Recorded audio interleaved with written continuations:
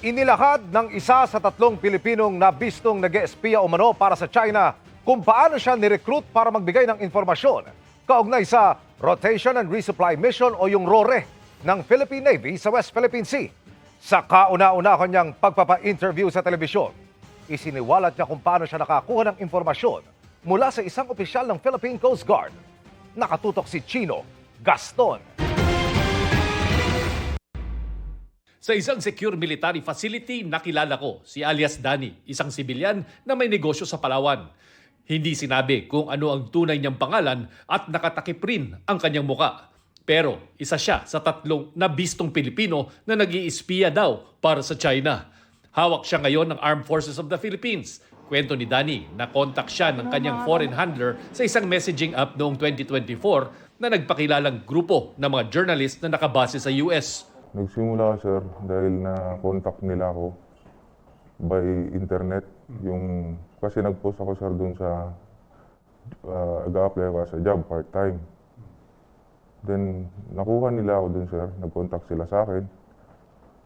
Bale, nauna sila mag-contact by WhatsApp. Dun kami nagsimula mag-usap. May pinapagawa silang mga ganito na simula nagtatanong-tanong kung ano yung mga kagamitan ng Philippine Coast Guard, ng Navy, which is ano naman sa internet available. So madali lang po yung mga napapagawa nila. Hindi naman mahirap para sa akin and kumikita rin ako. Lalong nagka-interest raw ang kanyang foreign handler nang magpanggap siyang miyembro ng Philippine Coast Guard. Taong 2024, binigyan siya ng cellphone kung saan idinadaan ang lahat na komunikasyon. Yes sir, yung cellphone lang sir. Cellphone na merong laman na games. Okay. Special games na kailangan ng code para mapasok ko yung mismong communication na andun sa games. Tapos yung communication na pwede kang tumawag, pwede kang mag-text o ano? Yes sir, pwedeng tumawag, pwedeng mag-text, pwedeng mag-send ng files. Tapos ikaw lang nakakabukas nun? Ako lang sir nakakabukas. Ano yun? By fingerprint? By code sir. Nang lumalim na ang impormasyong hinihingi, pumalit daw bilang handler si Peter na naghahanap ng impormasyon tungkol sa Rotation and Resupply Mission o RORE ng Philippine Navy sa West Philippine Sea. Lumaki rin daw ang bayad. Ayaw niya sabihin kung magkano pero abot daw ito sa 100,000 piso. Anong sinasabi naman itong mga handlers mo pag nagbibigay? Bale sir, interesado lang sila sir sa RORE mission, sa visit ng ibang bansa sa Palawan. Yung mga ano sir, lalo na yung ASEAN. Sir, yan sir yung mga interesado siya. So siyempre sir, hindi ko naman ano yun, na minsan di ko alam talaga yun. So dahil nga sa malaki nga yung yung bibigay na pera, nagsimula na ako sir magkalkal ng mas malalim na impormasyon. Dahil dito, lumapit si Danis sa isang kaibigan na opisyal ng Philippine Coast Guard at palihim na kinuhanan ng impormasyon sa pamamagitan ng pag-access sa messaging app at email. Dahil sa tiwala niya sa akin sir, na nakuha ko yung account niya. Bali ang Android sir may dual messenger kasi. So pwede ka maglagay ng dalawang account. Nakuha ko yung account niya, bali hawak ko yung cellphone niya para lumabas yung authentication, hindi niya makita. So dinidelete ko yun sir para di niya makita. So hawak mo yung cellphone niya? Yes sir. Hindi niya napansin na... Hindi niya sir napansin.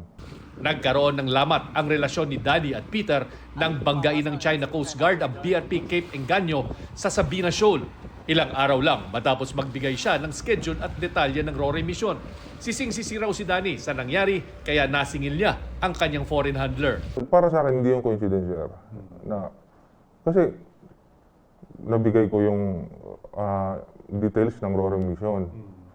Doon binangga nila yung tapos malaking halaga pa yung ibinigay niya sa akin. Siyempre sir, kung iisipin mo sir, asa guilt yun sa kanya. Kasi hindi siya sir nagbibigay ng ganong halaga sa akin. Dahil nagalit ako, nagbigay siya.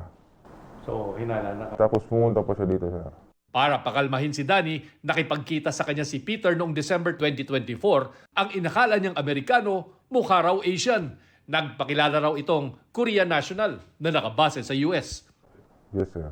Kasi Nung bago kami sir mag-meet ni Peter, sinabi niya sa akin na it's okay na makipag-meet daw ako kasi hindi lang daw ako yung mga high rank sa gobyerno na meet niya.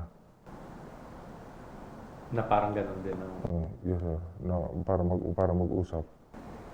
So may iba siyang ka-meeting. Yes sir. December, no? 2025. Yes sir. Tama ba? December 2024 sir. June 2025, nahuli si Danny ng mga otoridad sa pamamagitan ng Insider Threat Program ng gobyerno para tuntunin ang mga security leaks. Ayon sa AFP, patuloy ang kanilang counter-intelligence operation para malaman kung sino-sino pang mga Pilipino ang maaring bahagi ng spy network.